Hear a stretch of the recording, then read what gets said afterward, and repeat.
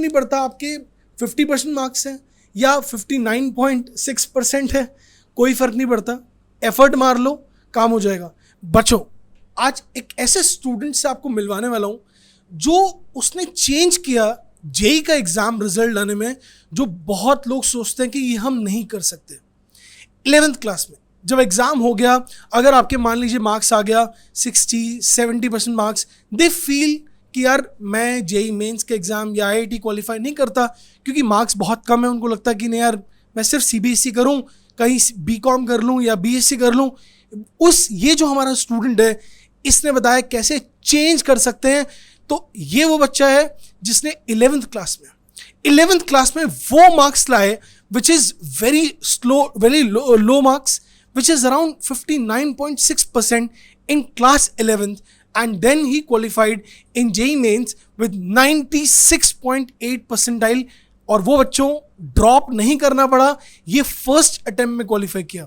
लोग सोचते हैं यार मेरे नंबर हैं 70 परसेंटाइल, चल मैं ड्रॉप करूं, बिल्कुल नहीं।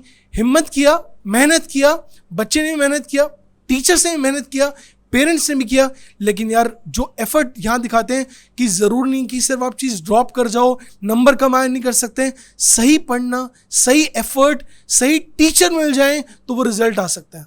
तो यार मैं आपको मिलवाना जा रहा हूँ सिद्धार्थ बंसल यहाँ पर और विद फादर। तो बंसल सर फादर हैं इस बच्चे के।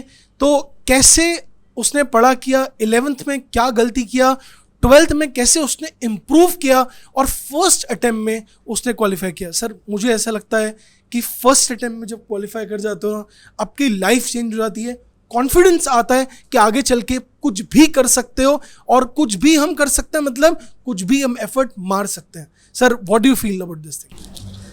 सर इन सबसे पहले ना मैं बच्चों को कुछ थोड़ा सा बताना चाहूँगा अपने बारे में। मैं बाय प्रोफेशन एक चार्टर्ड अकाउंटेंट हूँ, तो मेरे लिए मेरी फील्ड बहुत मैटर करती है। बट जिस दिन मुझे पता चला कि मेरे बच्चे का इस फील्ड में इंटरेस्ट नहीं है, तो मेरे लिए थोड़ा सा शॉकिंग था।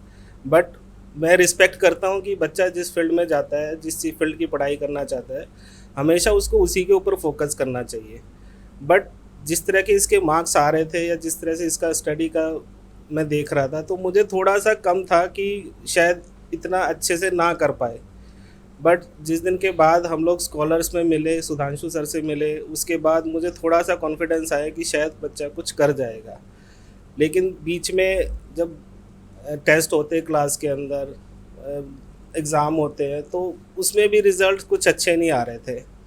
तो बीच में फिर सुधांशु सर ने मुझे बुलाया, इस चीज़ के बारे में थोड़ा बताया, बच्चे को भी गाइड किया अच्छे से। उस दिन के बाद से जो इसकी जर्नी स्टार्ट हुई है स्कॉलर्स में, तो मैं खुद देख के हैरान हूँ कि बच्चे ने कहाँ से नीचे से स्टार्ट किया और कहाँ तक पहुँचा। तो मेरे लिए खुद के लिए बड़ा शॉकिंग था।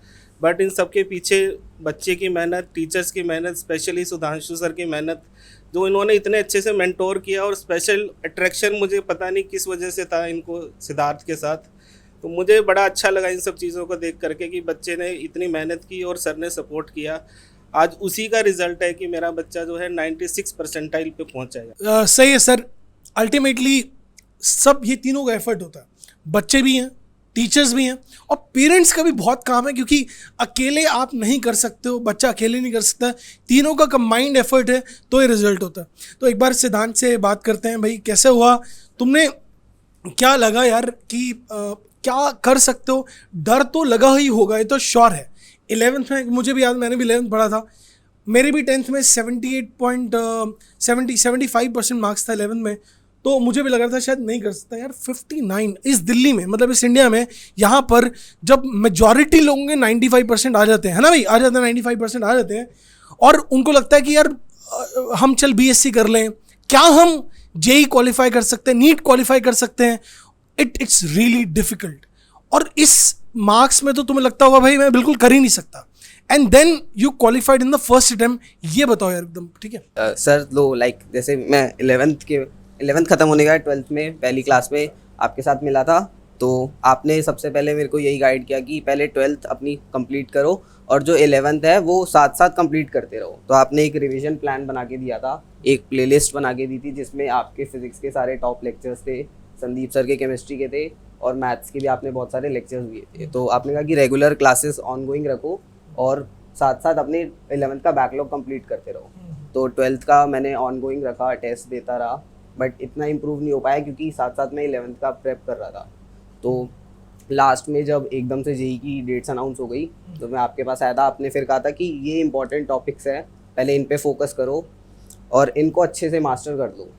फिर मेरा पहले उसमें 92% आ गई थी पहले अटेम्प्ट में।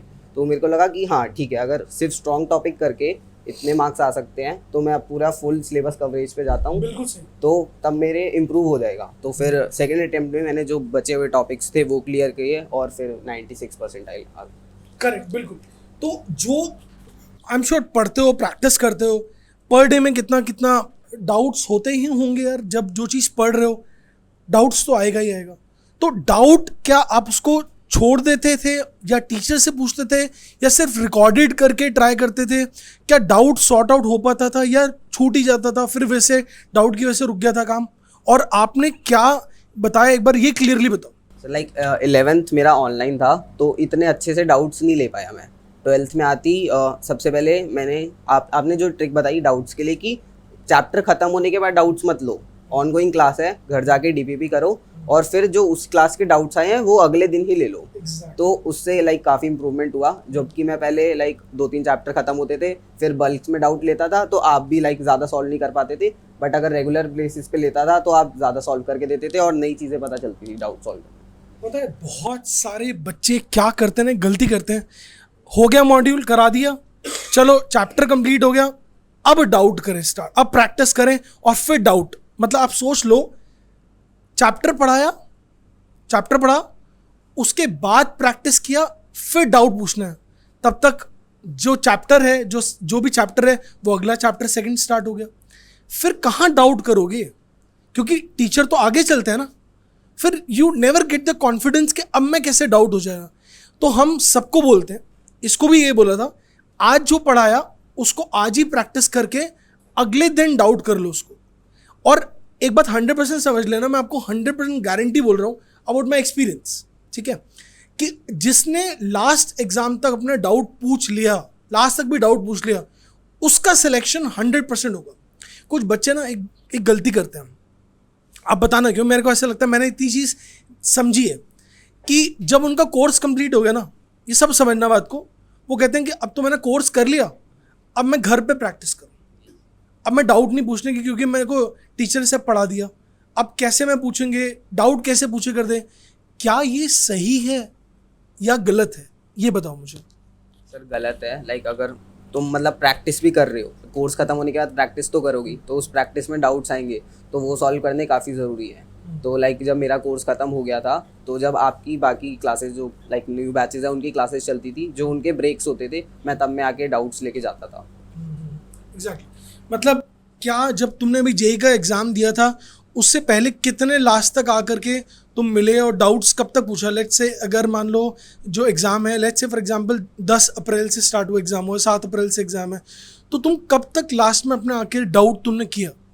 सर मैं लास्ट लाइक एटलीस्ट 5 डेज पहले तक बस 5 अप्रैल तक आया था डाउट्स लेने, और उसके बाद 5 डेज बस रिविजन, उसके बाद क्वेश्चन सॉल्विंग नहीं की। मतलब आप समझ रहे हो, यहाँ पे ना बहुत लोग गलती क्या करते हैं, कोर्स हो गया, इसका मतलब इंस्टीट्यूट का काम ख़त्म हो गया, अब हम ही पढ़ लेंगे, काम हो जाएगा।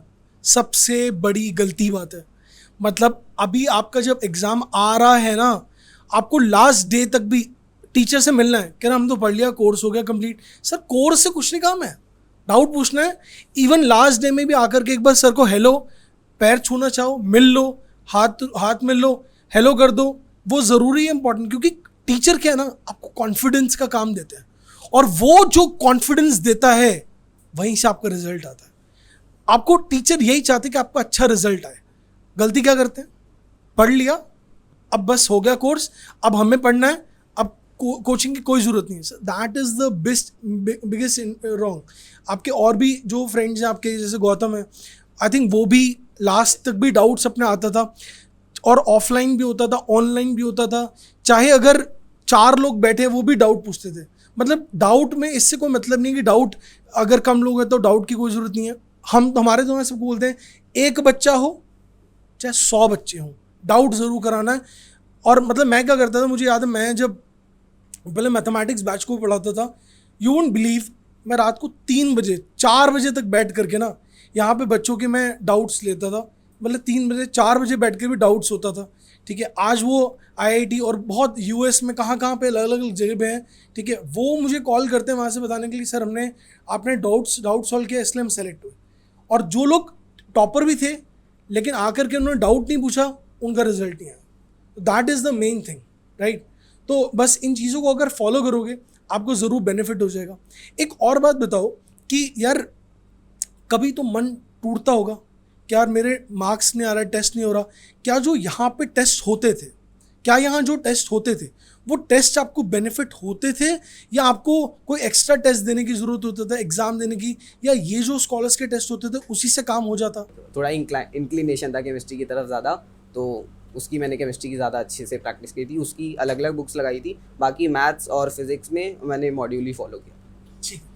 और मतलब मॉड्यूल से काम हो जाएगा काम, या कुछ और? जैसे अभी जो बच्चे आ रहे हैं और लोग जो आएंगे करना स्टार्ट कर दें, ये कहते हैं कि सर और कुछ बुक्स करना है क्या, या मॉड्यूल में आई थिंक हर चैप्टर में 30-40 पेज होता है, खाली 30-40 पेज में वो चैप्टर हो जाता है।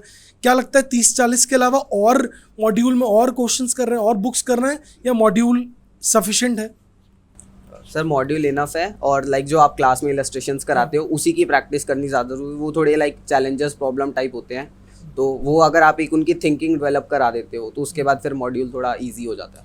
क्योंकि ना मैंने भी जब एग्ज़ाम आईआईटी का एग्ज़ाम दिया था और क्वालिफाई किया, मैं सोचता था कि यार क्या लोग गलती करते हैं मुझे नहीं पता था। मैं जो करता था वो करता था कि एक बुक को ना 8 बार 9 बार कर लोगे ना, आप कुछ भी कर लोगे तो कॉन्फिडेंस अपने आप ही आएगा। और जो एग्ज़ाम है जेई का या नीट का है ना, वो कॉन्फिडेंस में ज़्यादा इंपॉर्टेंट होता है। नॉलेज तो भाई 100% तो किसी को भी नॉलेज नहीं होता 100%। भगवान जो होता है ना, भगवान को 100% होता है, डॉक्टर इंजीनियर उसको भी 100% नॉलेज नहीं हो सकता। लेकिन आपका जो कॉन्फिडेंस इंपॉर्टेंट है वही आपका सिलेक्शन का पार्ट है, दैट इज़ इंपॉर्टेंट, ठीक है।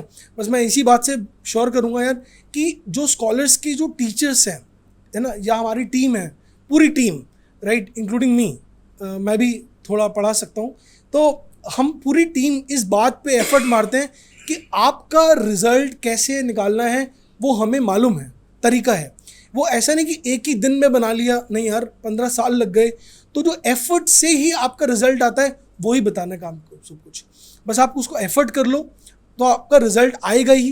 कोई फ़र्क नहीं पड़ता आपके 50% मार्क्स हैं या 59.6% है, कोई फ़र्क नहीं पड़ता। एफर्ट मार लो, काम हो जाएगा। पहले ऑनलाइन भी पढ़ा था इसने, फिर ऑफलाइन भी पढ़ा, दोनों चीज़ें हैं, और तो ये रिज़ल्ट आ गया। मतलब अगर आप मान लो दिल्ली से बाहर हैं, जो लोग बाहर हैं, इंडिया से बाहर हैं, उनका ऑनलाइन रिजल्ट आ सकता है। जैसे आपके साथ आप यहाँ पे पीतमपुरा में एक और बच्चा था ना, एक और क्या नाम, नीट की थी ना, क्या नाम है उसका, विनीत सोमानी, विनीत सोमानी। वो जैसे विनीत सोमानी है, वो ऑनलाइन ही करती थी और उसने फर्स्ट अटेम्प्ट में नीट क्वालिफाई किया। आई थिंक उसके 612 मार्क्स आए, 610 612 हुआ। तो क्या ऑफलाइन ही कर सकते हैं या ऑनलाइन भी कर सकते हो? बस ठीक से पढ़ना है, टीचर जो पढ़ाना, और एफर्ट की इंपॉर्टेंट है। सर लाइक दोनों ही कर सकते हैं, लाइक स्टूडेंट का एफर्ट ज़्यादा मैटर करता है। मेरे को क्या ऑनलाइन में थोड़ा लैक ऑफ कर जाता था, थोड़ा मतलब इधर उधर हो गए, जूम मीटिंग कभी कैमरा लाइक बंद करके चले गए, हाँ। तो लाइक बट ऑफलाइन में क्या रहता है, क्लासेस स्किप नहीं कर सकते, और एक टीचर का 1-to-1 इंटरेक्शन थोड़ा ज़्यादा बेनिफिट कर जाता है। बिल्कुल ठीक।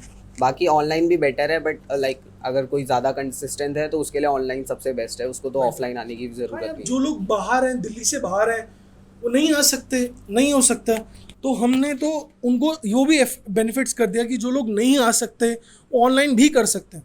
तो ऑनलाइन में क्या यहाँ पे ऐसा होता कि 30,000 40,000 बच्चे होते थे बैच में कि वो आप डाउट पूछ ही नहीं पाता?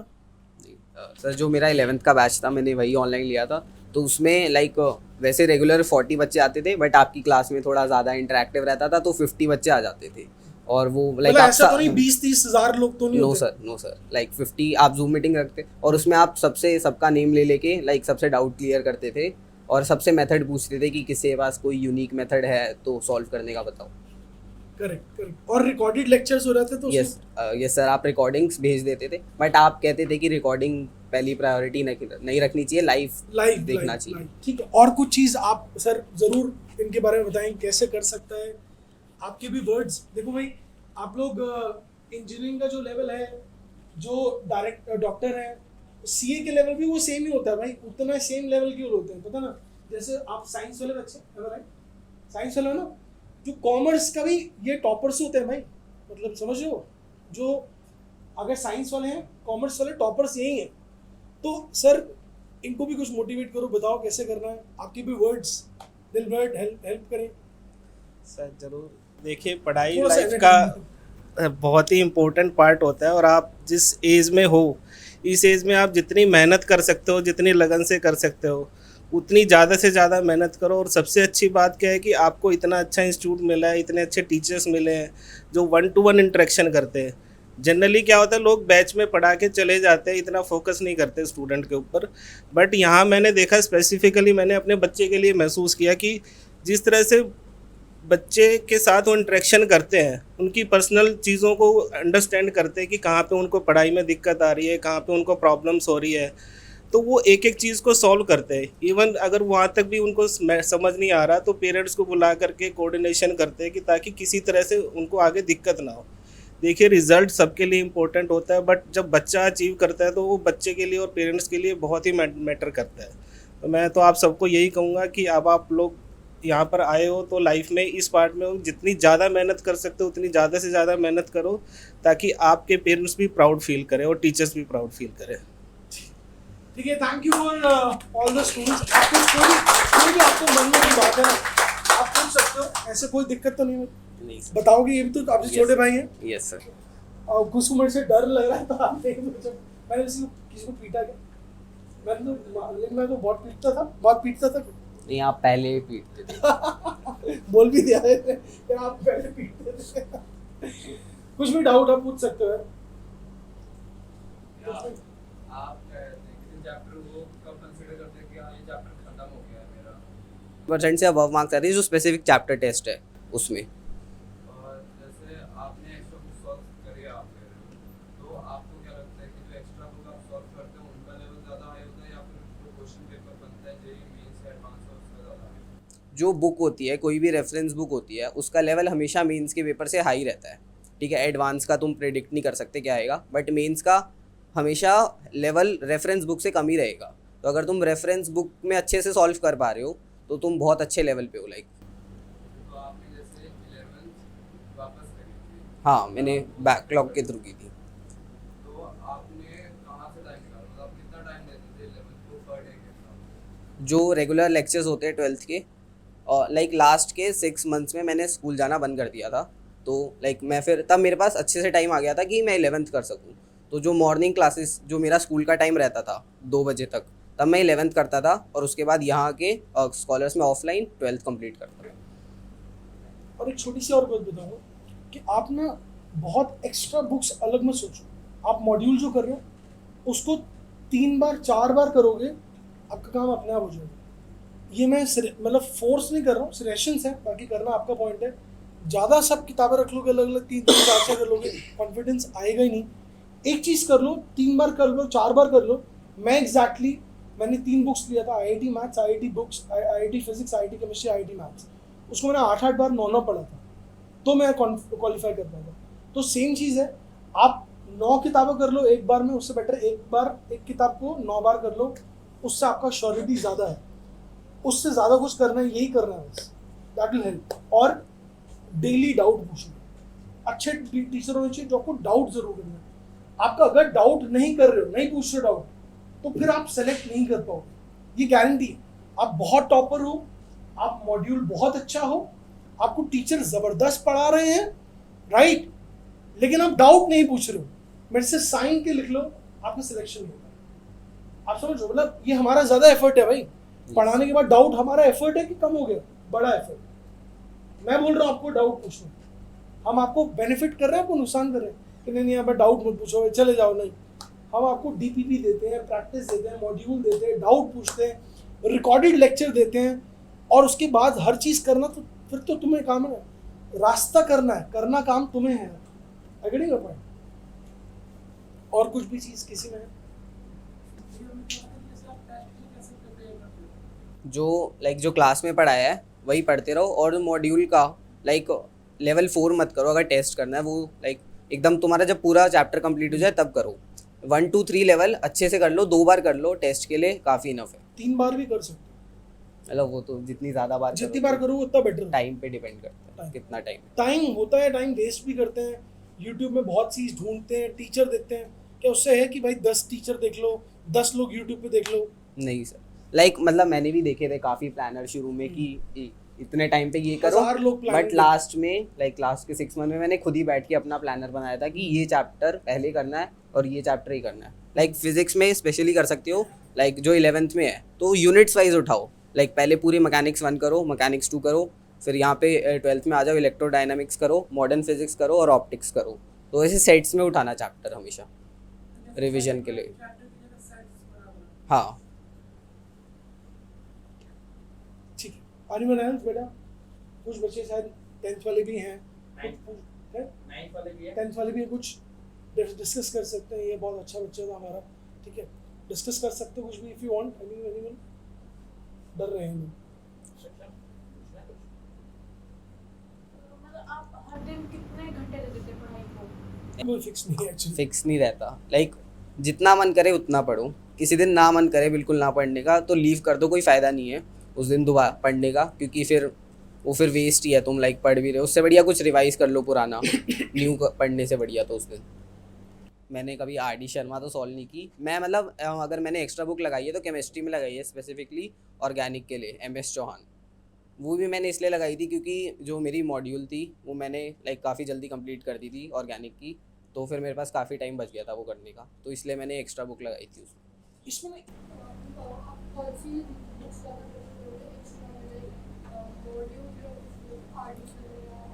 तो यार आज मेरा 1 घंटे में मन कर रहा है मैं अब सो जाऊं या टीवी देखूं। कहीं ना कहीं बस समझना बहुत ज़रूरी है, जब आप 10th क्लास तक या 8th क्लास तक पढ़ते हो, आप 1 घंटे 2 घंटे की आपकी हैबिट है कि इतना ही पढ़ना है, बाकी टाइम खेलना है, क्रिकेट खेलना है, जो भी करना है। लेकिन जब आप IIT या फिर JEE या मेन नीट एग्ज़ाम क्वालिफाई करना चाहते हो, अपने को खींचना पड़ेगा। क्योंकि मुझे याद है मैं जब 10th तक था, मैं रोज़ 10 घंटे 12 घंटे खेलता था, क्रिकेट खेलता था। मेरे घर वाले मारते थे कि भाई तुम पढ़ोगे नहीं, तुम पढ़ोगे या क्या करोगे? मैं बोलता था हाँ मैं पढ़ूंगा, और फिर क्रिकेट खेलता था। तो मेरे को बहुत पिटाई होती थी, बहुत कायदे से कूटना होता ना, कूटना किया हुआ है। लेकिन फिर जब मेरे को लग गया कि मेरे को ज़िंदगी में यार IIT क्वालिफाई करना होगा, मैं I want to qualify IIT examination, फिर क्रिकेट छोड़ दिया, स्टार्ट किया। मुझे ध्यान है पहले 2 घंटे से स्टार्ट किया, फिर अपने को पुश करा डेली में 4 घंटे, फिर पुश किया 8-9 घंटे, फिर भी नंबर नहीं उड़ते, टेस्ट में आ रहा था। फिर लग गया भाई अब ज़िंदगी में क्या करना, यही काम है। अपना फिक्स कर लिया, सुबह 8 बजे से पढ़ना स्टार्ट होता था और रात की 3 बजे तक पढ़ता था। खाना भी वहीं था, सुसु भी वहीं बैठ के सुसु कर, बैठे बैठे सुसु नहीं करता था, बाहर होता सुसु यार, अपने वहीं कैसे बैठे बैठे थोड़ा सुसु कर सकते हैं, ठीक है। और जब दोपहर को 3:30 से लेकर 6 बजे तक सोता था, फिर पढ़ता था। खाना भी वहीं है, घूमने भी जाना है, नहाने की तो ज़रूरत ही नहीं होती थी, और पढ़ता था, प्रैक्टिस करता था, तो फिर क्वालिफाई कर पाता था। ऐसा नहीं कि इसका कोई फॉर्मूला नहीं है, IIT JEE या NEET qualify, there is no formula, you will have to practise, and practice is the formula. और वो अपना, अगर आप 6 घंटे पढ़ रहे हो, उसको खींचना है 8 घंटे, फिर 8 कर दिया तो कोशिश 10 हो गया तो कोशिश 12 हो गया तो कोशिश करो 14 हो गया तो 16, और 16 से 18। भाई जितना खींच सकते हो ना, तभी रिजल्ट आता है। यही, देयर इज नो फॉर्मूला कि भाई 1 घंटा हो तो ये रैंक आएगा, 4 घंटे को तो ये रैंक हो गया, फॉर्मूला ऐसा कोई फॉर्मूला नहीं है। It's push yourself, am I right? Simple. Anyone else, anyone has any discuss, कुछ पूछना चाह रहे हैं? चलो, उम्मीद करते हैं आप लोग भी ऐसा रिजल्ट आएंगे, आई एम श्योर, ठीक है। And thank you too sir, because आपको शायद आइडिया होगा कि इस टाइम CS जो है वो हम टीचर से भी ज़्यादा बिजी हैं, लेकिन हमारे फ़ोन किया तो सर एक बार में आ गए, ठीक है। So thank you to both of you and ये हमेशा आपको हेल्प करें और मैं तो आपके साथ ही। Thank you for your time effort और आपके साथ आशीर्वाद है कि आप अच्छा रिजल्ट लाओ। This is for us. Thank you.